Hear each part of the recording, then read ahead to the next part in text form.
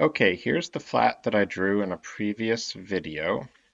I've finished creating the drawing itself, and I've even added some dimensions, and now it's time to get it to a stage where we can print or export it to a PDF file to share it electronically.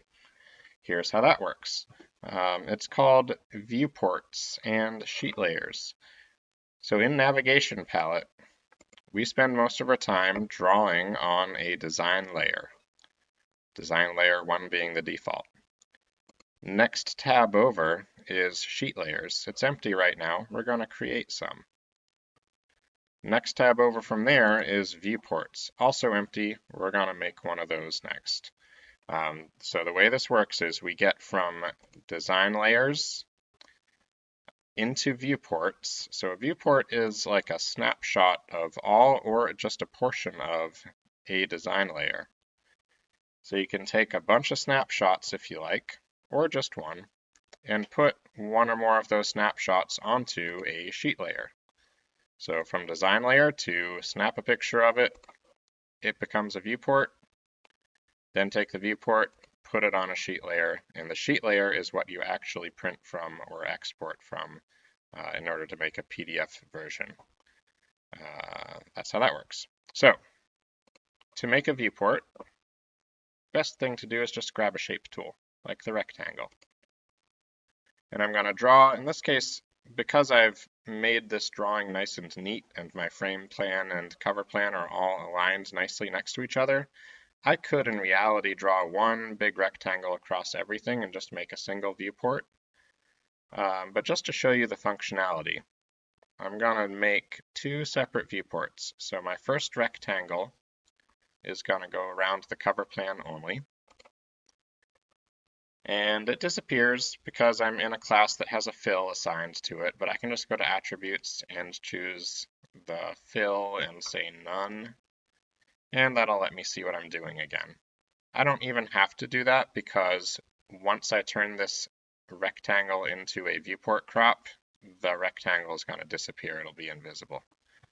But here we are. I can see I have everything in the cover plan inside my rectangle. That's the way I want it. So now with that rectangle still selected, I go to View menu and down to Create Viewport.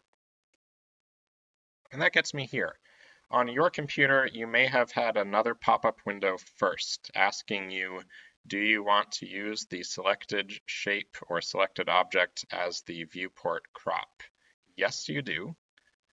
So you can say OK, and before you say OK, if you want, you can check off the box that says do this every time, and then it will get rid of that pop-up window, and you'll get straight to this window like my computer did for me. And here we have a few things to fill out.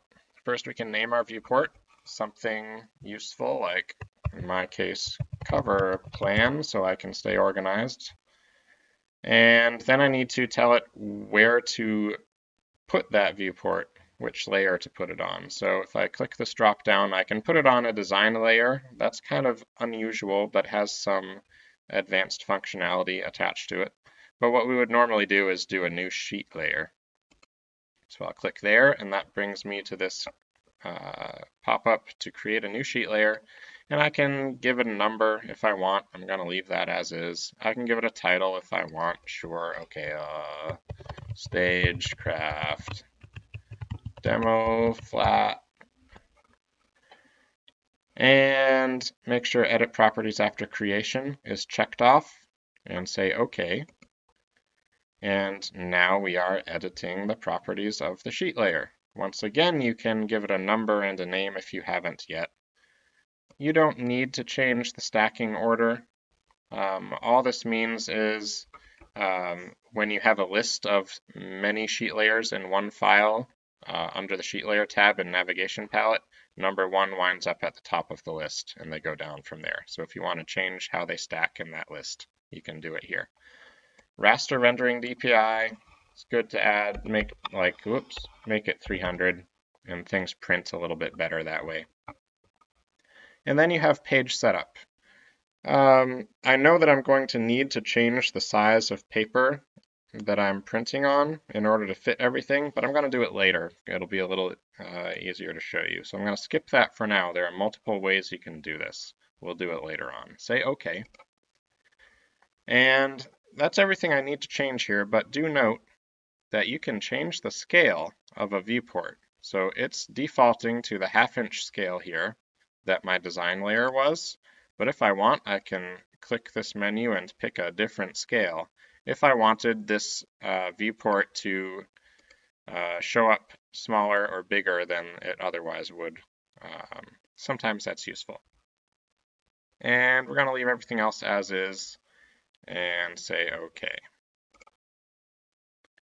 And that takes me to my sheet layer. So if I go to navigation and click the sheet layer tab, it's checked off now. So it automatically made that sheet layer and put the viewport on it. And you can see that the viewport crop is that rectangle shape that I drew on my design layer earlier. So there it is. If I click the viewport tab, there's my viewport, right? So now I can drag this around as one single object now. It behaves kind of like a group. So it's a single object that I can move around to arrange on the page the way I like, but also it still has snapping points inside of it, which can be useful. And it also created a drawing label for me automatically. That's the default behavior of the viewport creation window, but you can also uncheck that box and it won't make a drawing label, and then you can do your own how you like it. We'll deal with that in a subsequent video.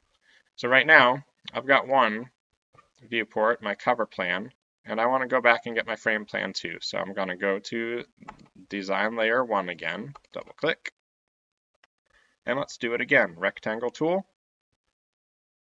draw a rectangle that encompasses everything I need for my frame plan. Whoop. There we go. And I'm not even going to bother changing the fill. I'm just going to go straight to view because, again, it's going to disappear. Create viewport. And I could name this frame plan. And everything else is going to be fine as is, but note that it's going to default now to creating this new viewport and putting it on the same sheet layer, which is what I want. I want them to both be on the same sheet, but I could also pick the option to make a new sheet layer if I chose. Okay. Okay, and there we are. So now I've got both my viewports and I can arrange them however I like. So again, the way viewports work, the functionality they add to your process is you have the option of arranging things differently than you had them on the design layer. So you can kind of draw things however you like on the design layer, and then rearrange them on the sheet layer. So maybe I want my frame plan to be on the left instead of the right this time. I can do that. And then the other thing that I need to fix is my page size. So here's where we'll do page setup. Here's my page boundary, right? It's an 8.5 by 11 sheet letter size right now, too small. I can't fit everything on it. So here are the options for fixing that. First, I could go to File menu, and I could go down to Page Setup, and that would change the page size globally for the whole file. So any subsequent design layers and sheet layers that I make will all be that new page size. Maybe I don't want that. If that's true, then I can instead go to my Sheet Layers tab in Navigation Palette and just right-click or control-click if you don't have a clicky mouse and say Edit, and Page Setup. And from the Page Setup window, I need to go into Printer Setup. And this is probably pretty familiar to you, kind of like every other program's printer setup dialog. So I'll go to the paper size drop-down menu, and in my case, I'm going to pick tabloid. However, other options we'd use a lot in theater production would be the architectural sizes. So arch C, D, and E are pretty common. Arch C is 18 by 24 inches, and they go up from there. So if you're a designer, especially doing a full plate of like scene design drawings, or if you're a lighting designer making a light plot, you're probably working on one of these architectural sizes, a little bit bigger. And we'll say OK. And you see my paper size has changed here to 17 by 11. That's what I want. OK one more time. OK one more time again. And you see that my paper size, my page boundary has changed to be a nice size to fit all these things in, right? So that's that. Now I'm ready to, I can like arrange these again. Maybe I want them to be up a little higher because I know I want to put a little text block below for some notation. Maybe that's a little too much. I can use the move dialog box also.